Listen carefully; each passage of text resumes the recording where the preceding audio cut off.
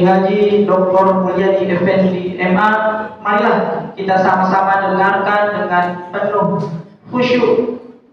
Semoga kita mendapatkan ilmu-ilmu dari beliau. Pada Mubalig Kiai Haji Dr. Mulyadi Effendi MA, kepadanya kami persilahkan. Shallu ala Muhammad.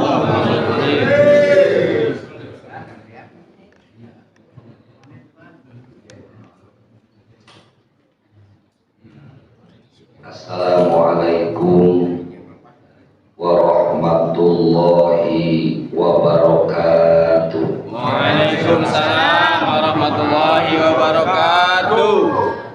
Bismillahirrahmanirrahim.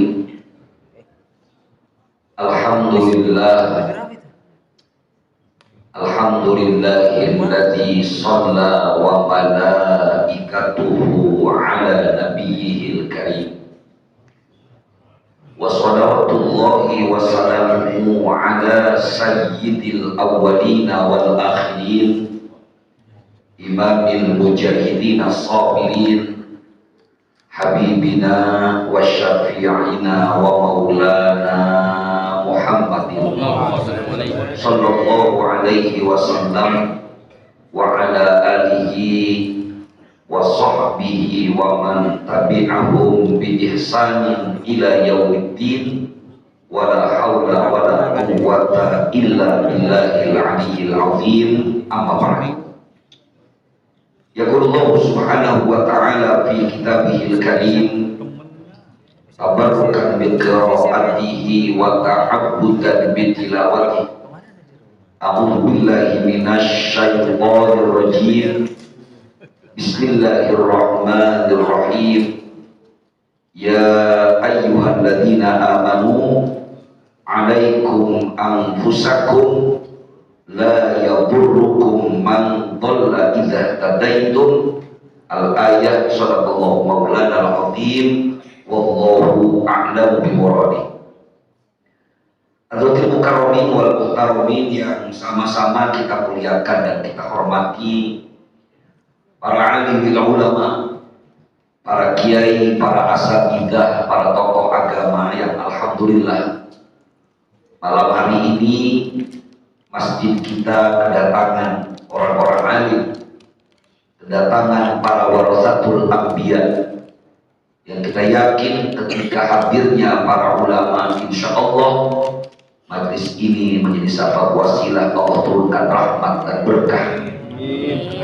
Di antaranya guru kita Al-Mukarram wal-Muhtaram Al-Ustaz Kiai Haji Jawaz Abdul Khair Mata'anallah bituli hayati wa nafa'anallahu bi'ulumi bid-darini amin ya rabbal alamin.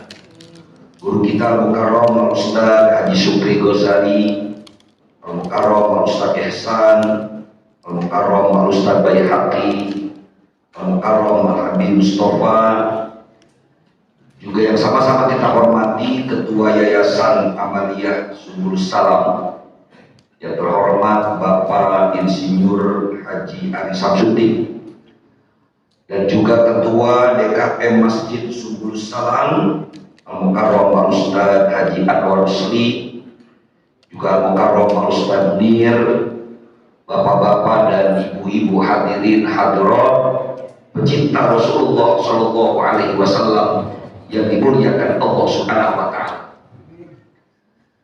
Malam ini tidak ada kalimat yang pantas untuk kita ungkapkan selain ucapan syukur kita kepada Allah Subhanahu Wa Taala, karena atas karunia-Nya malam ini sudah jam 8 lewat 1 jam 5 menit kita masih bisa istiqomah di rumah Allah yang mulia ini. Walaupun biasanya, apalagi ini malam bukan malam libur, biasanya kalau diajak ngaji, kalau istilah Pak Ketua Yayasan tadi, pengurus DKM-nya L4, malah saya dengar bukan L4, L6 tadi. Lo lagi 6 jadi. Maka biasanya yang hadir ke masjid pun sama Pak. Biasanya L4 juga. Lu lagi. Tapi alhamdulillah malam ini dalam suasana peringatan Maulid, masjid kita terasa syiar. Bahkan subhanallah, kita pun sudah niat iktikaf di rumah Allah yang mulia ini dengan harapan mudah-mudahan menjadi motivasi kita bagaimana kita mengimplementasikan sunnah-sunnah Nabi kita Muhammad SAW dalam kehidupan kita. Karena itu ucapan alhamdulillah ini harus benar-benar terwujud, bukan hanya dalam lisan. Karena subhanallah Bapak Ibu, salah satu anugerah terindah yang Allah Azza wa Jalla anugerahkan kepada kita, Allah jadikan kita umatnya Nabi Muhammad SAW. Bahkan dikutip dalam sebuah kitab yang ditulis oleh Syekh Sayyid Muhammad bin Alawi Al-Maliki Al-Hasani. Beliau menulis buku judulnya Syaraful Ummah Al-Muhammadiyah. Pernah baca kitab ini Bapak Ibu? Ya. Kalau belum pernah dengar namanya pernah? Belum. Kapan? Enggak. Baru ini. Lumayan lah. Saya tanya udah pernah baca belum? Belum. Saya tanya juga udah pernah dengar namanya? Alhamdulillah sudah. Berarti yang saya omongin barusan kedengeran semua. Dalam kitab Syaraful Ummah Al-Muhammadiyah, nikmatun azimatun lihadihil ummah, kenikmatan yang luar biasa yang Allah jadikan, Allah anugerahkan kepada umat ini. Allah jadikan kita umatnya Nabi Muhammad SAW. Bahkan dalam satu hadis Rasulullah bersabda, qala Nabi sallallahu alaihi wasallam, tuba liman ra'ani wa amanani, thumma tuba, thumma tuba, thumma tuba, thumma tuba, thumma tuba, thumma tuba, thumma tuba. Berapa kali tubanya, Pak? 10. Ada yang jawab 10. Ibu-ibu sempat ngitungin nggak? Kayaknya nggak ngitungin. Kalau begitu saya pulang deh. Karena ini hadis. Tuba liman ro'ani wa amanani. Tubanya berapa, Pak? Cuma 1. Kata Nabi, beruntung orang yang pernah menjumpai aku dan dia beriman kepadamu. Tapi kalimat yang disebut Nabi kata tuba cuma sekali. Tapi ketika Rasulullah sebut kalimat yang kedua, thumma tuba, thumma tuba, thumma tuba, thumma tuba, thumma tuba, thumma tuba. Berapa, Pak? 6. Alhamdulillah, sudah konsen berarti. Saya tambah 1 lagi karena hadis 7. Thumma tuba. Jadi berapa? 7. Liman lam yaroni wa amana. Rasulullah sebut beruntung 7 kali.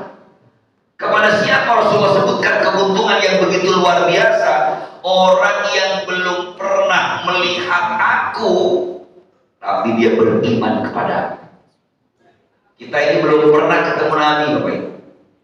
Kalau mimpi pernah, Pak? Belum. Mimpi Udah. itu belum aja. Karena saya nanyanya mimpi udah pernah belum? Udah. Kalau pertanyaannya mimpi berjumpa Nabi udah belum? Belum. Tapi masya Allah, mimpi pun kita belum pernah berjumpa Rasulullah. Walaupun kita minta sama Allah, mudah-mudahan kita diberi kesempatan untuk bermimpi berjumpa Rasulullah SAW. Tapi Nabi bilang beruntung mereka yang gak pernah ketemu aku dan beriman kepada aku. Maka saat kita lihat sejarah, Bapak Ibu hadirin rahimakumullah, ketika memang umat ini Allah sebut sebagai umat yang terbaik, ternyata 14 abad yang memang telah berlalu kelahiran Nabi, orang makin banyak yang meninggalkan ajaran-ajaran Rasulullah.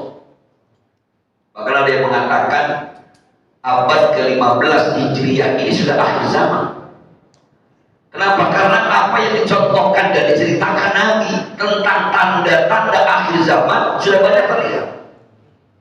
Di antaranya kata Nabi kita Muhammad SAW, sayati ala ummati zamanun, kelak akan datang satu masa kata Nabi, di mana umatku yatabahawna fi bunyani masajidihim wala ya'murunaha illa qalila. Salah satunya kata Nabi, banyak orang berlomba-lomba memperindah masjidnya.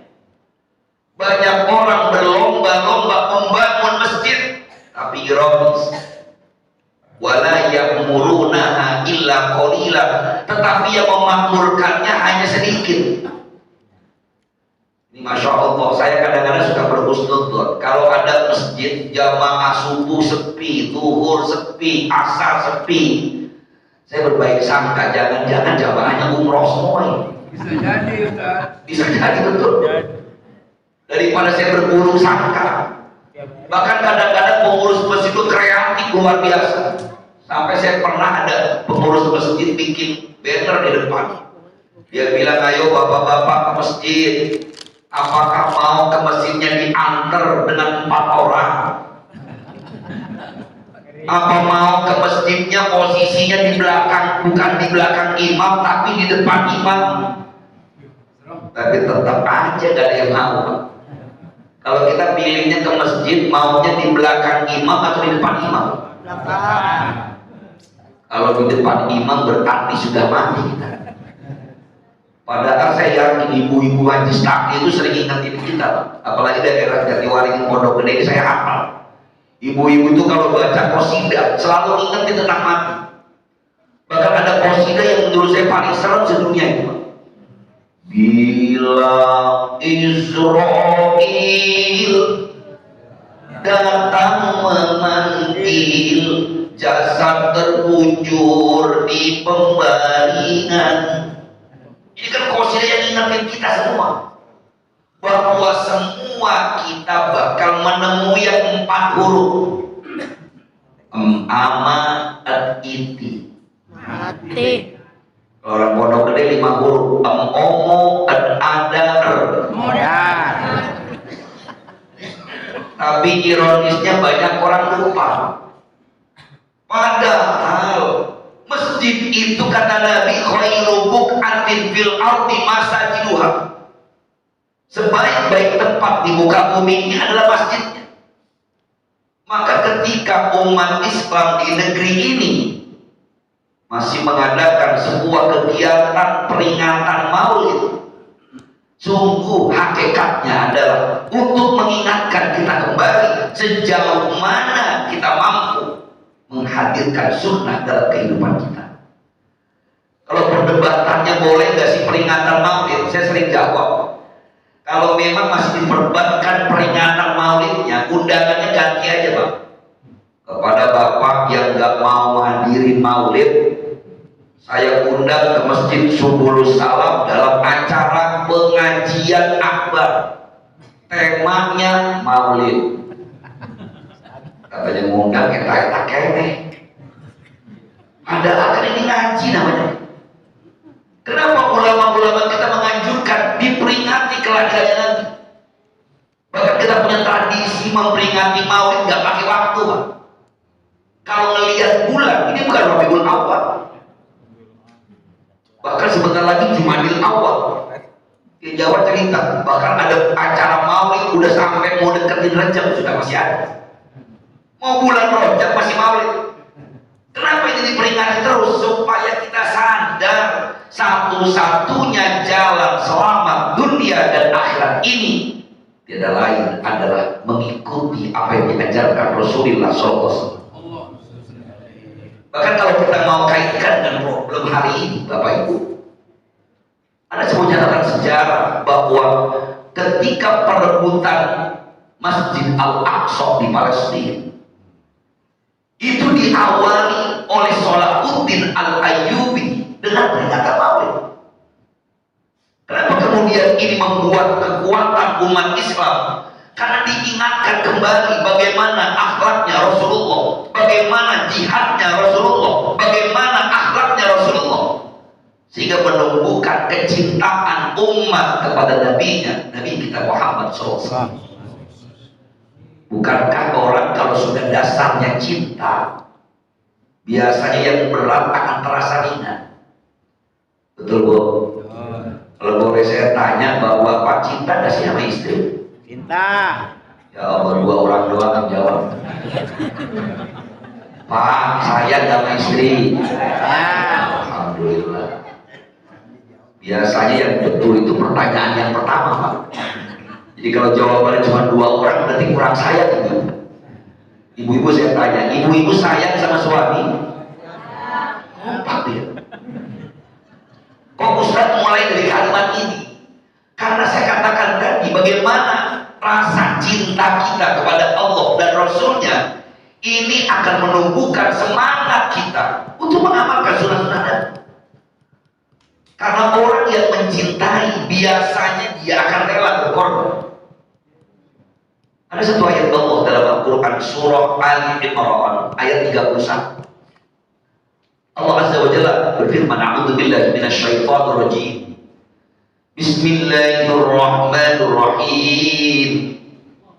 Qul in kuntum tuhibbunallaha fattabi'uni yuhibbukumullahu wa yaghfir lakum dzunubakum wallahu ghafurur rahim."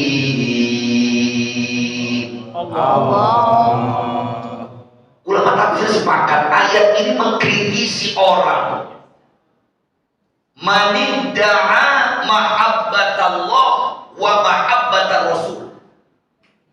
Ayat ini kata ulama tafsir hadirin mengkritisi orang yang ngaku-ngaku cinta sama Allah, ngaku cinta sama Rasulullah, tapi ajaran nabinya mereka tinggalkan. Katakan ya Muhammad, in kuntum tuhibbunallah, kalau kalian mengaku mencintai Allah, inherent mengaku cinta Rasul. Jawabannya kata Allah, fattabi'uni, maka ikuti aku. Siapa aku ayat ini? Ayat ittiba' nabiyina Muhammadin sallallahu alaihi wasallam. Mengikuti Nabi. Maka keberhasilan Salahuddin Al-Ayyubi memperingati Maulid menumbuhkan semangat jihad. Sayangnya kan hari ini penyakit kita ini al-wahan namanya. Dalam hadis yang cukup panjang, Rasulullah memberikan perumpamaan. Umat Islam ini diumpamakan oleh baginda Nabi kadzabani fil bahr, seperti buih di lautan. Buih itu banyak di lautan, tapi gak punya kekuatan apapun. Sahabat bertanya, qalu hal min qillatin nahnu ya Rasulullah? Apakah karena jumlah kami saat itu sedikit ya Rasul? Qala la. Nabi jawab, enggak. Bal antum katsirun. Jumlah kalian banyak, tapi ironisnya antum semua kena penyakit yang disebut dengan al-wahn. Ma wal wahn ya Rasulullah? Apa itu penyakit wahn ya Rasul? Qala hubbud dunya wa karahiyatul maut. Terlalu cinta sama dunia dan benci dan takut akan kematian. Emangnya nggak boleh cinta dunia, Ustaz? Boleh. Yang nggak boleh itu terlalu cinta. Gara-gara teramat cinta sama duit yang kita punya, sampai sodako pun SSHBGT. Tahu SSHBGT, Mas? Susah banget. Kita ini kan ternyata baru sekedar ngomong cinta. Bahkan ada beberapa mahasiswa saya coba buat penelitian mandiri. Saya bilang, coba kamu teliti beberapa masyarakat yang senang maulid, senang di mana-mana bikin acara. Apa yang menjadi motivasi mereka? Ternyata responden 85% menjawab karena ingin mencintai Nabi. Keren jawabannya. Tapi pertanyaannya, kalau mencintai sekedar lisan, apa betul namanya cinta?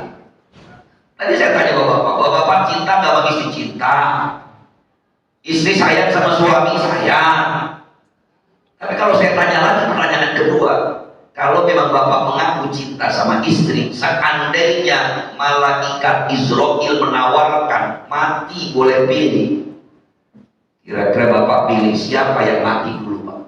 Suami atau istri? Istri. Ada yang jujur banget, istri. Ibu-ibu, tadi kata sayang sama suami, kalau kematian boleh pilih, kira-kira pilih siapa yang lebih dulu, suami atau istri bu? Wah, Ayo, apa? kayaknya pulang maulid berantem nih pak. Kul in kuntum tuhibbunallah fattabi'uni. Orang yang mencintai itu betul perlu kata-kata. Malah kalau nggak ada kata-kata, nggak ada romantisnya hidup. Sama dengan kita, saya sering diprotes. Kenapa Ustadz itu kok banyak kalimat-kalimat dalam kitab Al-Barzanji? Kita menyebutnya kitab Rawi. Apalagi orang Betawi, Jagorawi. Makanya tol Jakarta Bogor, Jagorawi. Karena yang banyak pakai orang Betawi, jago baca Rawi maksudnya. Kenapa kalimatnya kok begitu terkesan nggak masuk akal, nggak logis? Kita menyebut misalnya, ya Habibi ya Muhammad. Tahu artinya Habibi ya Muhammad? Oh my love. Ya Nabi salamun alaik. Ya Habib, wahai kekasih. Ada kalimat anta syamsun, anta badrun, anta nurun fauqa nuri. Sudah tahu arti itu apa ibu? Belum. Kemana aja sama ini? Yang sering kita baca kita malah nggak tahu arti. Anta syamsun, anta badrun. Engkau ya Rasulullah seperti matahari. Wa anta badrun, engkau ya Rasulullah seperti bulan purnama. Jadi kalau orang sastra paham. Kalau dia bilang anta rojulun jamilun, kamu laki-laki keren dasar. Tapi kalau kita bilang anta syamsun, anta badrun, ini mengandung nilai sastra yang tinggi. Sebagaimana bapak-bapak kalau puji istri misalnya, aku melihat rembulan di jalan Pondok Gede. Siapa sih pak? Hanya kamu seorang. Ya Allah, makanya disunahkan gak apa-apa romantis sama istri pak. Saya sering menyarankan bapak-bapak kalau perlu WA istri itu yang bagus. SYNG UDHMMMBYM. Bisa bacanya bu? Saya ulang. SYNG UDHMMMBYM. Udah mandi. Ya berarti tidak pernah WA nih bapak. Ya Allah, kalau anak muda jangan-jangan lebih pintar dari kita pak. Itu SYNG sayang, UDHMMMBYM udah mambio. Mambio. Ini saya tanya ibu-ibu sama bapak-bapak gak pernah WA romantis gitu? Ini gak masalah. Dalam nilai sastra, dalam bahasa Arab namanya fakultas adab kuliahnya, sastra Arab. Mambio. Itu mengungkapkan kalimat yang terkesan gak logis. Memang begitu orang cinta. Bahkan kadang-kadang kita tanya istri yang kita sayangi, mama lagi ngapain? Dia jawab LGBO2, lagi bobo. Kan gak masuk akal. Bukankah bobo artinya tidur? Kalau lagi tidur kenapa bisa jawab WA? Tapi begitu cinta. Sayangnya cinta kita ini baru sampai di sini pak. Kita ungkapkan kalimatnya, ya Habibi ya Muhammad, ya Rahushal Ghafiqain, ya Muhayyad, ya Mumajjad. Kita ungkapkan kecintaan dengan kata-kata, tapi ternyata baru sampai lisan. Itu sama saya bilang tadi, saat suami mengatakan cintanya pada istri sampai seperti minum obat sehari 3 kali.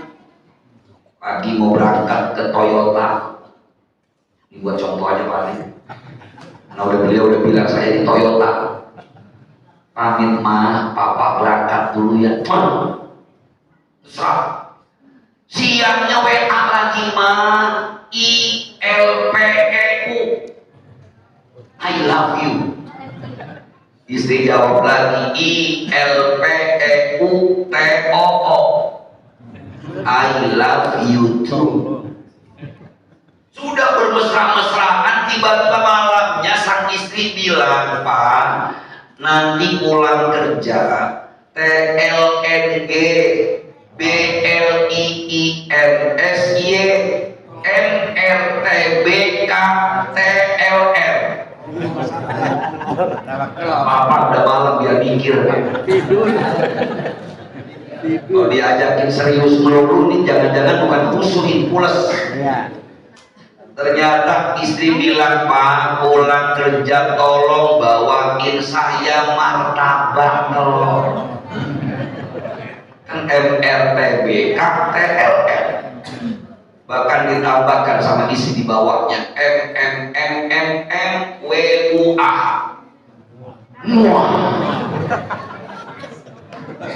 Tahu-tahu ketika suaminya pulang, Assalamualaikum, waalaikumsalam, papa, cium tangan istri. Istrinya tanya, Pak, tadi WA mama sampai gak sih? Suaminya jawab, alhamdulillah, WA mama papa baca di kantor pakai lagu. Pak, jangan lupa. Mati ketemu lelap itu kok bilang pernah. Beliin saya. Mun mati ketemu SIM ikhfa. Martabak telur. Martabak itu kol-kolah. Kok martabak kok telur takhir. Tebal baca.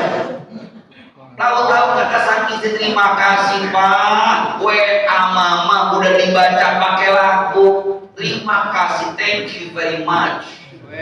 Matur suwun sangat. Tapi ngomong-ngomong martabaknya mana? Kalimatnya mesra, ungkapannya hebat, tapi isinya terlupakan. Beginilah nasib kita ini. This is real. Ini realita umat Islam hari ini. Al-Qur'annya dibaca pakai lagu, sholawatnya dibaca pakai lagu, tapi terlupakan cuma sampai dibaca, isinya nyaris tak kita amalkan. Betapa kita diajarkan sama baginda Nabi, mencintai Rasulullah itu sudah jaminan kalau kita kelak akan bersama beliau di surga. Saya tadi baca hadis Sahih Bukhari, riwayat dari Anas bin Malik radhiyallahu anhu. Hadis ini sangat disukai oleh para sahabat. Ketika Nabi ditanya oleh seseorang, ya Rasulullah, mata sa'ah? Orang ini bertanya, ya Rasul, kiamat itu kapan?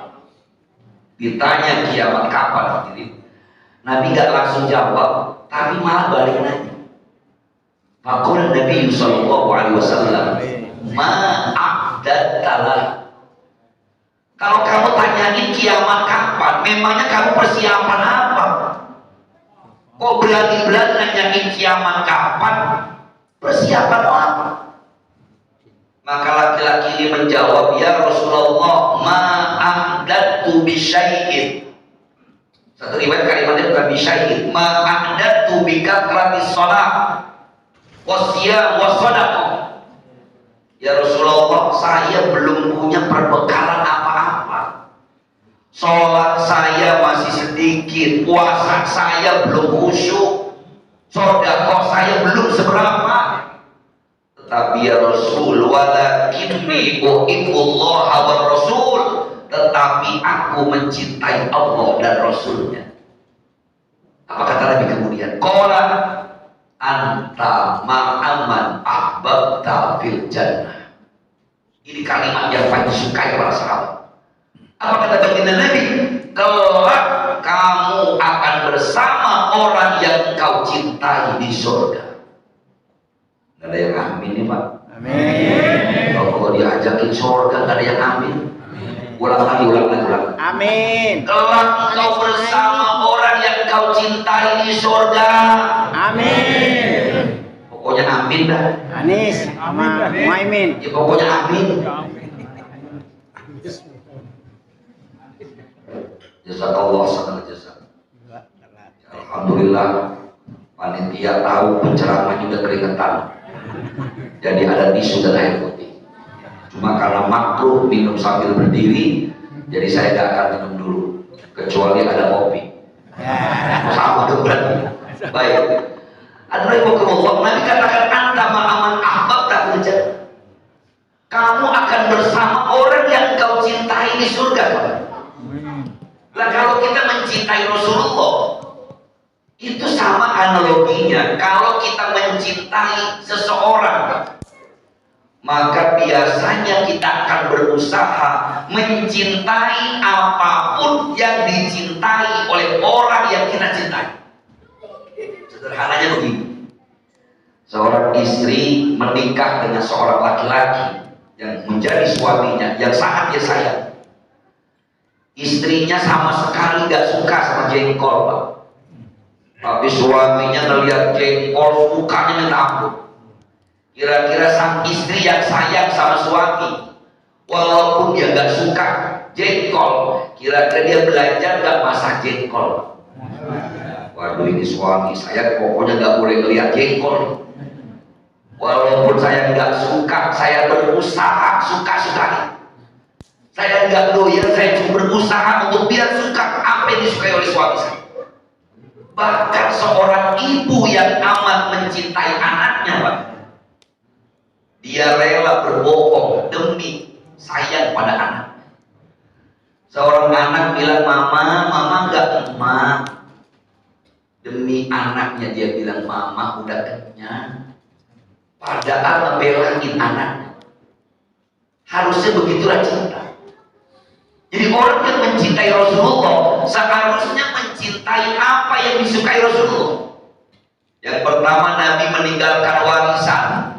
Dalam hadis, taraktu fikum amrayn la tadillu ma tamassaktum bihima abada, Al-Qur'anul Karim wa sunnatu Rasulih sallallahu alaihi wasallam.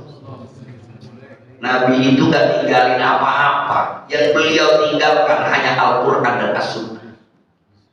Tapi Al-Quran dan As-Sunnah yang beliau tinggalkan dan wariskan, Nabi tambahkan dalam hadis yang lain, al-ulama'u warasatul anbiya. Ulama pewaris para nabi. Karena yang mengerti Al-Quran sama As-Sunnah itu ulama. Kalau ada orang bukan ulama, bukan ustaz, bukan ahli tafsir, coba-coba nekat menafsirkan Al-Quran, ini bahaya.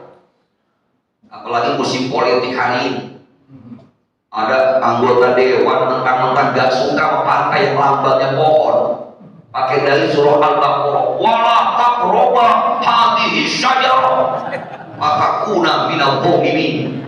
Jangan dekat-dekat sama pohon beringin. Apa hubungannya? Ya karena maksain diri, Pak. Ada lagi yang pakai ilmu cocokologi. Oh, ini namanya dari A itu sama dengan alif, atau sama dengan satu, oh surat satu namanya ini. Dia kan maksain diri namanya. Maka orang yang mencintai Nabi, dia akan mencintai ulama. Di mana kita mencintai ulama? Tentu di majlis-majlis ilmu. Orang yang mencintai ulama di majlis ilmu, kelak insya Allah ketika pun amalnya kurang, Allah akan masukkan ia bersama orang yang ia cintai, yaitu ulama. Alhamdulillah. Yang kedua, Nabi juga mengajarkan bahwa Nabi menganggap semua kaum muslimin itu saudara. Kata Nabi, al-muslimuna ikhwatun. Orang Islam itu bersaudara. Bahkan Nabi mengumpamakan persaudaraan kaum muslimin kal jasadil wahid, seperti satu tubuh. Kalau ada satu anggota yang merasa sakit, bukan cuma satu anggota itu yang merasakannya, tapi seluruhnya merasakannya. Maka disinilah pentingnya kepedulian sosial kita. Walaupun dalam agama kita urusan sosial itu seringkali gak terlihat agama. Kita sepakat ketika menemui ada orang kecelakaan misalnya di jalan Jatiwaringin, gak mungkin ada orang jatuh dari motor, kita mau tolong, tanya dulu, Mas, agama sampean apa? Islam apa Kristen? Saya Islam, Mas. Ambil kesakitan. Udah dibilang Islam, ditanya lagi, sampean Islamnya NU apa Muhammadiyah? Jawab lagi, saya NU, Mas. NU-nya P3 apa PKB? Kira-kira keburu mati kata orang. Urusan sosial gak mau tanya agamanya apa. Apalagi kalau satu akidah. Maka saya sepakat ketika majelis maulid hari ini, beberapa minggu ini kalau perlu, kita gaungkan persaudaraan umat Islam seluruh dunia Islam. Kita nggak bisa diam ketika saudara-saudara kita di Gaza dibombardir musuh-musuh Islam. Kalaupun nggak mau pakai silatul akidah, kita bisa menggunakan nilai-nilai kemanusiaan. Bagaimana mungkin kita diam ketika ada sesama manusia saling membunuh? Bagaimana mungkin kita nggak peduli ketika anak-anak pun menjadi korban perang? Bagaimana kita nggak peduli ketika Masjid Al-Aqsa yang merupakan masjid ketiga setelah Masjidil Haram dan Masjid Nabawi akan dikuasai oleh musuh-musuh Islam? Maka majelis maulid Nabi Muhammad SAW memotivasi kita sebagai kontemplasi kita, apakah benar kecintaan kita kepada baginda Nabi sampai kepada mengamalkan sunnah-sunnah Nabi. Dalam satu hadis dikatakan, man ahya sunnati faqad ahabbani wa man ahabbani kana ma'i fil jannah. Siapa orang yang menghidupkan sunnahku, tandanya ia mencintaiku, dan orang yang mencintaiku dia akan bersamaku kelak di surga. Amin.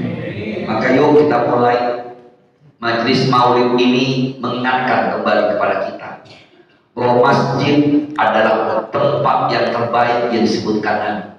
Mari sama-sama kita makmurkan masjid Allah, rumah Allah ini, tanpa membeda-bedakan suku, warna kulit, bahkan kalau hanya perbedaan furu'iyah, mari kita saling menghormati dan menghargai. Gak mungkin dong masjid kita tulis di depan sana, mohon maaf bagi yang subuhnya gak kunut, silakan cari masjid yang lain. Gak perlu. Atau kita akan mengatakan bagi yang gak mau wirid keras, silakan cari tempat di pojok dekat toilet. Gak mungkin. Karena itu persoalan buruk.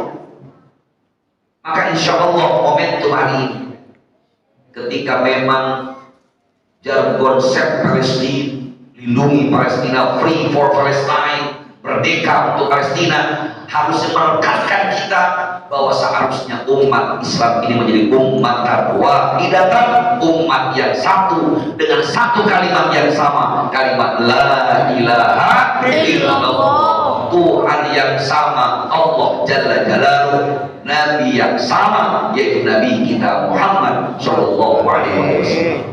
Mudah-mudahan majelis maulid kita pada kesempatan malam hari ini menjadikan kita semakin lebih baik, meningkatkan kualitas dan kuantitas ibadah kita kepada Allah Subhanahu wa taala, dan makin merekatkan ukhuwah Islamiyah di antara kita. Amin ya rabbal alamin. Tampaknya cukup apa yang dapat saya sampaikan di kesempatan malam hari ini, karena kodenya udah lumayan banyak, karena duduk besilahnya udah 3 kali ganti posisi. Ya, ada yang air minumnya udah habis, ada yang udah selonjoran, itu artinya udah capek. Ya, mudah-mudahan kajian di kesempatan malam hari ini bermanfaat. Dan tentunya saya mohon dibuka pintu maaf yang seluas-luasnya. Dan mari kita ke satu kitab surat Al-Fatihah. Kita bertawassul dengan bacaan Al-Fatihah kita.